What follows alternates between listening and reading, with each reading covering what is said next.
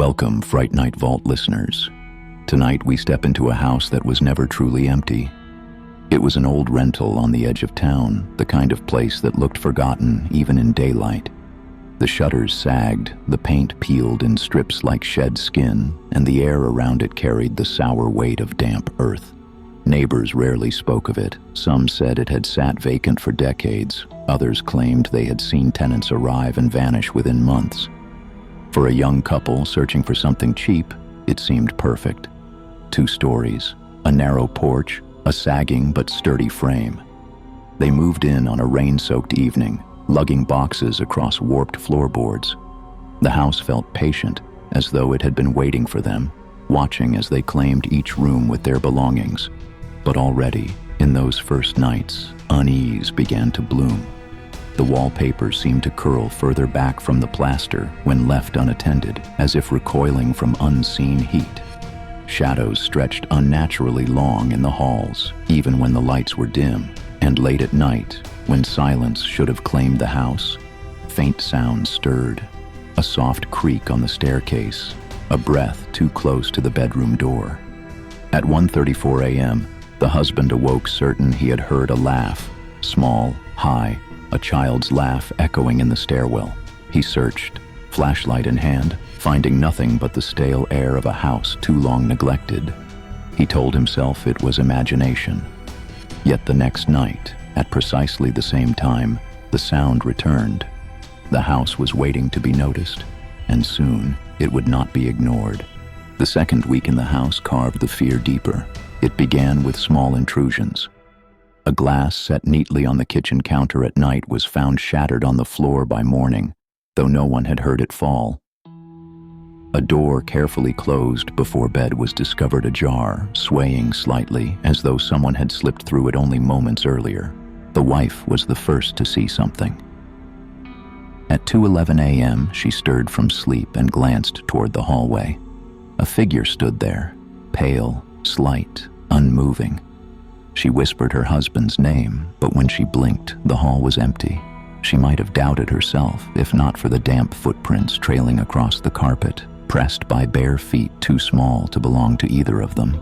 From then on, every night carried disturbances. Footsteps thudded across the upstairs floor when both were in the living room below. The staircase groaned under invisible weight. Doors rattled in their frames as though impatient hands pulled at the knobs. The laughter returned too, soft, childlike, always at 1:34 a.m. Once, the husband swore he saw a shadow dart across the mirror in the upstairs hall.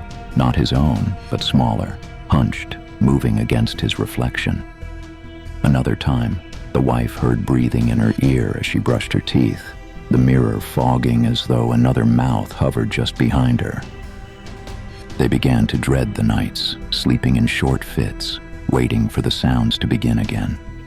They tried leaving the lights on, but it only made the shadows stretch longer, writhing across the walls like living things. The house was no longer content to whisper. It was beginning to show itself. On the 10th night, the house shed its subtlety. Both awoke to the sound of knocking, 3 slow raps from somewhere inside the walls. The husband, heart hammering, crept to the hall. There, at the far end, the old brass-framed mirror quivered slightly, as though struck from behind. He stared into it, and for a moment, his reflection did not move with him. Its eyes blinked twice while his remained wide, and then it smiled with jagged, blood-dark teeth. The wife screamed from the bedroom. He rushed back to find her pressed against the headboard, pointing toward the doorway. A child stood there, pale, soaked as though dragged from a river, eyes wide and black as coal. It raised a hand, beckoning them closer, and behind it, smaller shapes crowded in the shadows of the hall.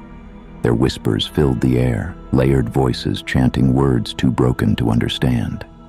The couple slammed the door, but it shuddered against unseen fists pounding from the other side. The lights flickered violently, and with every burst of darkness the figures seemed closer, their laughter bleeding through the wood. The wife swore she felt cold fingers slide across her ankle from beneath the bed. The husband grabbed her hand and they bolted down the staircase. Yet the house betrayed them.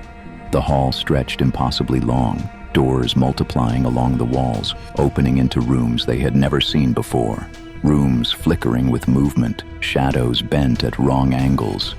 They ran, breathless, until at last they reached the front door and wrenched it open. But the night outside was no comfort. Every window of the house glowed faintly red, silhouettes moving inside though none had been left behind. And from the darkened yard, dozens of pale figures stood waiting, heads bowed, hands clasped as though in silent prayer. The couple stumbled into the yard, desperate, but the figures closed in, surrounding them in a silent ring. Faces lifted, skin too pale, mouths too wide, eyes black voids swallowing what little light remained. One by one, they began to laugh, the same thin laughter that had haunted the stairwell at 1:34 a.m. The husband screamed, dragging his wife toward the car at the curb. They fumbled with the keys, hands shaking, but the engine would not turn. When they dared to look back, the house was alive with light, windows glowing crimson, shadows writhing across the glass like trapped insects.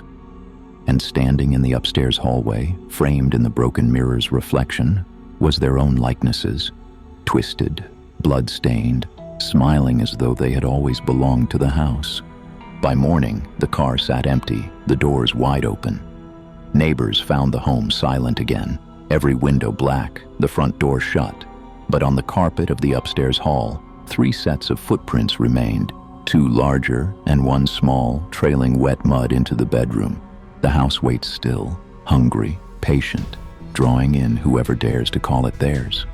Those who pass by late at night speak of faint red light glowing in the windows, and sometimes the sound of laughter spilling out into the street. If you made it this far, you're one of us. Subscribe so you don't miss what crawls out next. If you have a horror story of your own, feel free to drop it in the comments. You never know. The next story could be yours. See you on the next one.